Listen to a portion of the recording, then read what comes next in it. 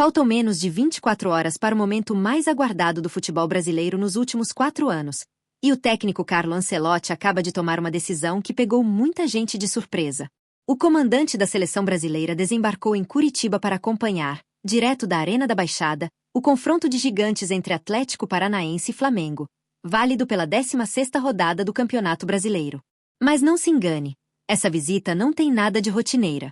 Ela faz parte de uma estratégia de última hora, um verdadeiro pente fino presencial antes de fechar a lista final com os 26 convocados para a Copa do Mundo de 2026. A pergunta que todo mundo está se fazendo agora é: qual jogador vai garantir a vaga no avião do Mundial hoje? E quem corre o risco de ser cortado no último segundo?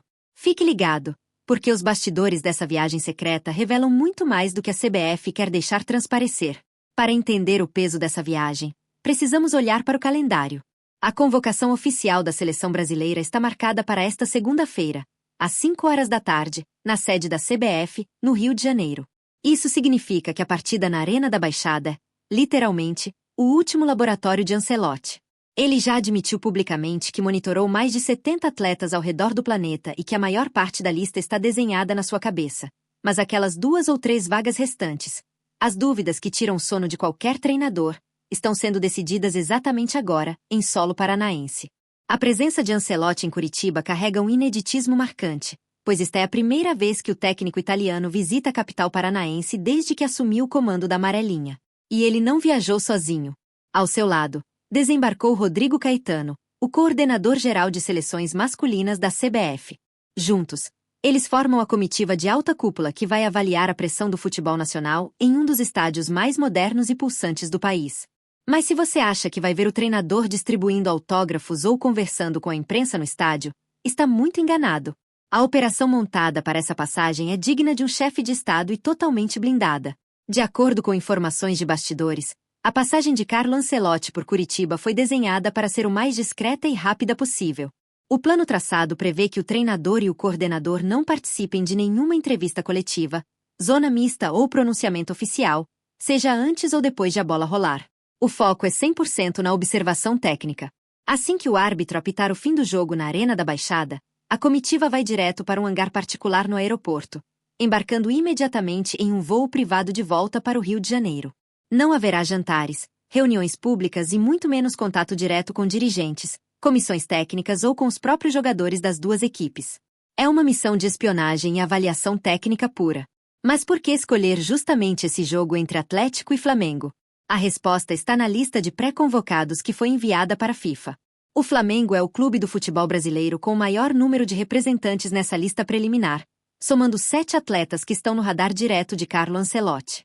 Os nomes que estão sob forte avaliação e que balançam o coração do torcedor são Danilo, Alex Sandro, Léo Pereira, Léo Ortiz, Lucas Paquetá, Pedro e Samuel Lino. Cada um deles vive uma realidade diferente nesta reta final. E ver como eles se comportam em um ambiente hostil e competitivo como a Arena da Baixada é o teste de fogo que Ancelotti queria. Pense comigo no cenário de alguns desses atletas. Jogadores experientes como o lateral Danilo e o lateral Alex Sandro são vistos como pilares de liderança quase certos na lista final de amanhã. Por outro lado, defensores como Léo Pereira vivem a expectativa máxima, sabendo que uma grande atuação diante do Furacão pode carimbar o passaporte definitivo para o Mundial.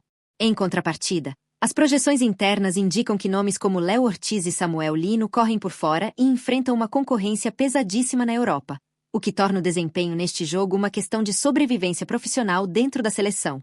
E não podemos esquecer de Lucas Paquetá, que infelizmente desfalca o time por conta de lesão, e do artilheiro Pedro, que sabe que os olhos do mundo estarão focados em cada movimentação sua dentro da área paranaense.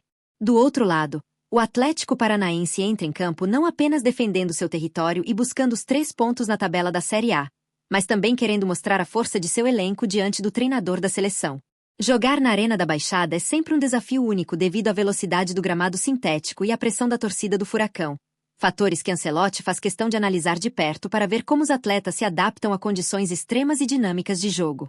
Essa análise de última hora é fundamental por conta do novo formato da Copa do Mundo de 2026, que será histórica e gigantesca. Pela primeira vez, teremos 48 seleções na disputa, o que significa um calendário muito mais longo, totalizando 104 partidas ao longo do torneio. O desgaste físico e mental dos atletas será levado ao limite, E é exatamente por isso que Ancelotti não quer cometer erros. Ele precisa de jogadores que aguentem o tranco de uma competição estendida. E o ritmo intenso do Brasileirão serve como termômetro perfeito para medir essa resistência. Enquanto a bola rola em Curitiba, a ansiedade toma conta dos bastidores do futebol. O que acontecer nesses 90 minutos na Arena da Baixada pode mudar carreiras, consagrar promessas ou adiar o sonho de atletas que lutaram a temporada inteira por uma oportunidade. Carlo Ancelotti assistirá ao jogo em silêncio, anotando cada detalhe em sua prancheta, sabendo que na manhã seguinte o Brasil inteiro estará cobrando cada escolha feita por ele. O destino da seleção na busca pelo próximo título mundial começa a ser escrito agora mesmo, nesse gramado.